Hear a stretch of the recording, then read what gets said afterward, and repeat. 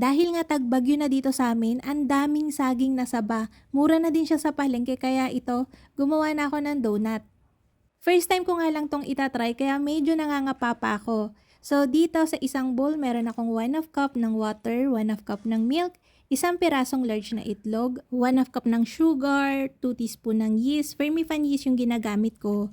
Tapos hinalo ko lang yan hanggang sa matunaw na yung asukal. Pagkatapos nga no, nilagay ko na yung 500 grams ng bread flour, pwede rin ng all-purpose flour, 1/4 cup ng skim milk powder, pwede rin yung mga naka-tetra pack na milk powder kung yun ang available sa inyo.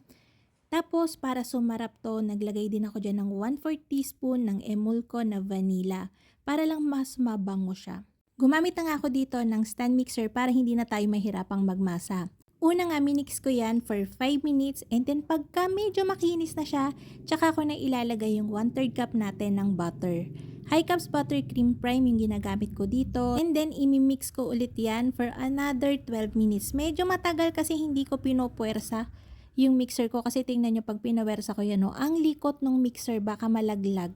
Nung makontento na nga ako sa kinis ng masa, tinanggal ko na yun dun sa mixer and then ire-rest natin yan dito sa lemesa for 10 to 15 minutes para lang medyo ma-relax yung dough natin. Tinignan ko nga dyan kung makakapag-window pane ako and pasado naman siya kahit papano. Tapos ayun nga, habang nagde-rest tayo, meron ako ditong saging na saba. Pwede kayong gumamit ng nasa 4 hanggang 6 na piraso. Yung ginagamit ko nga ditong saging na saba, hindi yung hinog na hinog. Kasi masyadong lalabsak kapag hinog na hinog yung ginamit natin. Ginayat ko nga lang yan ng maliliit. Pwede rin kayong magtira ng medyo malalaki para iba-iba yung shape o iba-iba yung size dun sa ating donut. Para nga mag-caramelize to, pag nilagay na natin sa donut, nilagyan ko lang ng 1 tablespoon ng sugar and 1 teaspoon ng cinnamon powder. Hinalo ko nga lang yan para kumalat na yung mga nilagay natin. Pagkatapos, yung ating dough naman yung hati-hatiin natin mamaya.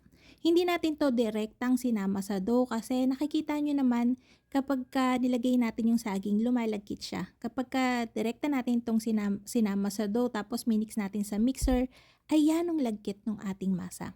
Kaya mas maganda, ifo-fold na lang natin yan ng ifo-fold hanggang ma-absorb siya nung ating dough. Tapos hindi siya maghihiwalay-hiwalay kapag pinirito na natin.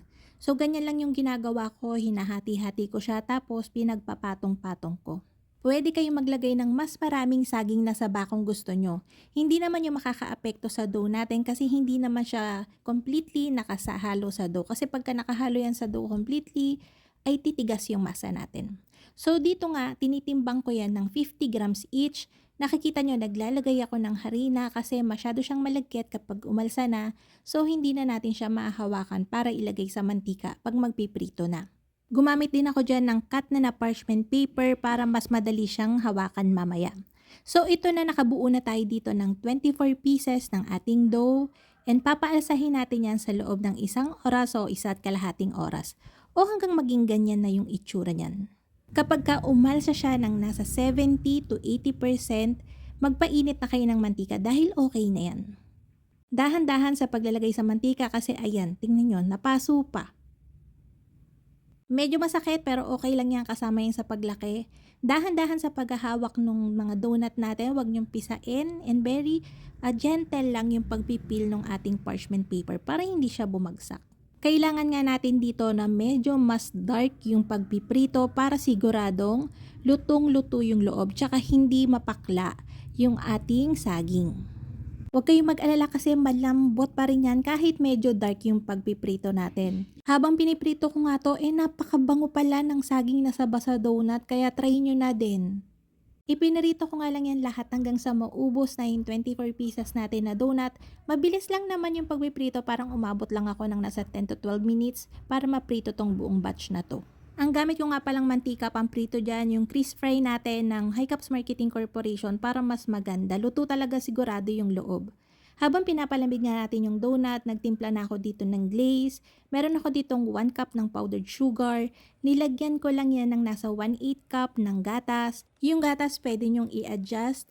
Kung gusto nyo ng mas makapal na lapat ng glaze natin, pwede nyong medyo konting-konti lang ha, malalabnaw masyado, dagdagan yung milk. Pero kung gusto nyong puti yung ibabaw, okay na yung ganitong timpla. Pwede din kayo ditong maglagay ng lemon juice, kaunti lang din para lang may pangbasag nung tamis. Pero sakto lang yung timpla nito kasi yung dough natin mismo hindi matamis, kaya yung nasa ibabaw talaga yung magbibigay ng tamis dyan. Dinip ko nga lang yan lahat, tapos eto na yung ating mga glaze, ano bang tawag dito? Maruya donut, so yun. Glaze maruya donut, pwede na. Tingnan nyo naman yung loob, ang lambot-lambot niyan, tsaka promise, ang bango. Kaya ayun na nga mga kalutong tinapay, sana'y nagustuhan niyo yung ating video for today. Magkita-kita tayong muli. Ito pong muli ang lutong tinapay. Bye-bye!